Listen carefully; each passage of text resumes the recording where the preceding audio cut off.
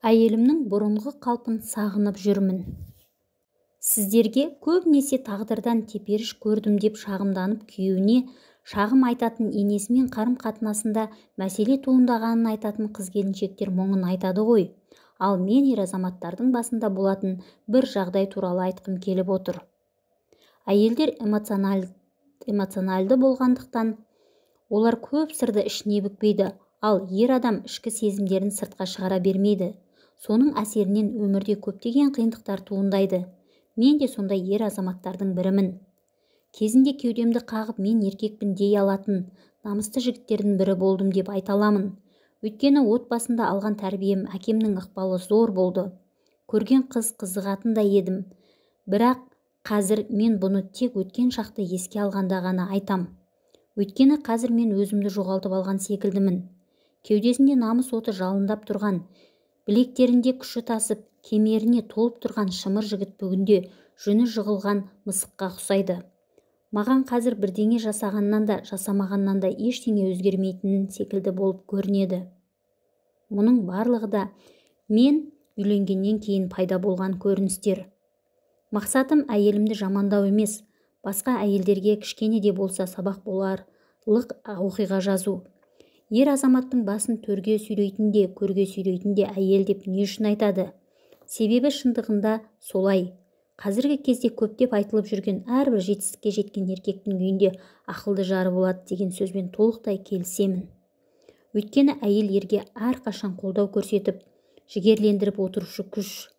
Ер азаматты аяғының астына салып таптаймын десе де, ол әйелдің қолынан келеді. Негізі табиғаттың заңдылығы бойынша ер адам әйелді емес, әйел еркекті таңдайды деп жатады ғой. Адам ғана емес, жалпы жаратылыста екі жыныстылардың әйелі ғана еркегін таңдайды екен. Мен үйленген кезде жарымды өзім таңдап алдым, сүйдім деп айтамын ғой. Бірақ мен шынында әйелімнің таңдауы екенмін. Егер ол мені таңдамаса, оны күштеп жар ете алмайтын едім ғой. Қазақта қатын бастаған көш оңбайды деген сөз бар. Қолымдағы билікті әйеліме қалай беріп қойғанымды өзім де түсінбеймін. Мүмкін оны ұрып-соғып, дөрекілік көрсетіп айтқанымды істетуге болатын шығар. Бірақ мен олай ете алмадым. Әйелді ұрып-соғу менің табиғатыма жат қылық. Бір жағынан ортада балалар болғандықтан отбасымыз бұзылып кетпесін деген ниетпен шыдаған шығармын. Барлығы емес, мен секілді күй кешіп жүрген ер азамат баршылық. Үйдегі барлық жағдайды басқаратын әйелім. Сондықтан менің еркектік қасиетімнің қалмағанын мойындағым келмесе де, ол сырт көзге солай көрінетінін сеземін. Бастапқыда мен қыздардың мінезді болғанын ұнататынмын. Мұны қыздың еркелігі деп қабылдайтынмын. Айтқанынан қайтпайтын табанды қыздар ұнағандықтан осындай қызға тап болдым. Махаббат деп ойладым, бірақ отбасын құрғаннан кейін мен қателестім бе деген ой мазалады. Алғашқы жылы аса қиындық келтірмесе де, тұңғыш бала өмірге келгеннен кейін шынайы мінезі шыға бастады. Алдымен баланың памперсін талап етіп, одан біртіндеп баланың жаялығын ауыстыру, сүтін жылытып түнде қарау менің мойныма артыла бастады. Келіншегім босанғаннан соң ауыра берді, сондықтан мен көмек бердім. Бірақ біртіндеп келіншегімнің орнына ауысып кеткен сияқтымын. Ол да кейін біртіндеп түздің жұмысына ауыса бастады. Істеп жүрген жұмысымнан маза шығып, азғантай айлыққа қанағат етпей, келіншегім жұмысқа құлшынып шықты. Менің үйде отыр, балаға қара дегеніме көнетін түрі көрінбеді. Бір жағынан оның бұл шешімі де дұрыс болған шығар. Алайда бала бір жасқа толмай жатып, анасының жұмысқа шыққан әрине барлығымызға қиын тиді. Балаға қарайласады деп ауылдағы сіңлісін де алдырды үйімізге. Енді отбасымызға тағы бір адам қосылған соң көбірек ақша керек. Ол балаға қараған үшін ақы талап етпесе де, келіншегім оған киім-кешегін керекті заттарын әперіп тұрды. Әйелім сауда істеп менен көбірек табыс таба бастады да, керекті заттарының барлығын өзі әкеліп тұрды. Менің де тапқаным бір отбасыға жетіп артылады демесем де, бір жағына жамау болды. Бастапқы кезде пәтер жалдап тұратын едік. Кейін балалар өскенше өзіміздің жеке баспанамыз болсын деп ақша жинай бастадық. Алдымен жер телімін сатып алдық. Кейін біртіндеп іргесін құйдық, кірпішін қаладық.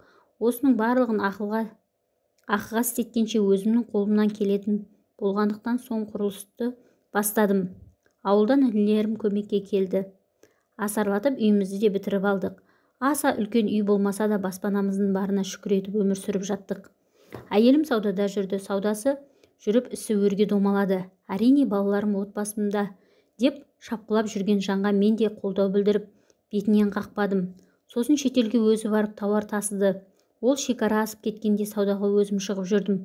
Бұрынғы жалақыға қарайтын күнімізден арылдық. Ол жердегі жұмысымнан шығып кеттім. Осылай қу тіршіліктің соңында жүріп үйімізді де үлкейттік. Астыма көлік міндім. Әрине осының барлығы да әйелімнің арқасы екенін мойындаймын. Бірақ ол әйелге тән нәзіктігінен айырылып, ер азаматқа тән мінездерін үдете бастады. Бірте-бірте қолымнан бар билікті алып бітті. Барлық шешімді өзі қабылдайды, ал мен оның орындаушысы болып қана қала бердім. Бетіме келіп айтқандар аз болса да бар. Әйеліңнің ықпалынан шыға алмай қалатындай не көрінді? Жинал, еңсеңді көтер, еркек емессің бе деп намысымды оятпақ болғандар да бар. Бірақ кеш қалған сияқты түйіледі өзіме. Соңғы кезде әйелімнен көңілім қалғандай ма, оған деген бұрынғыдай сезімім маздамайды. Ол менің әпкем немесе анам сияқты көрінеді маған. Әйелімнің бұрынғы қалпын сағынып жүрмін.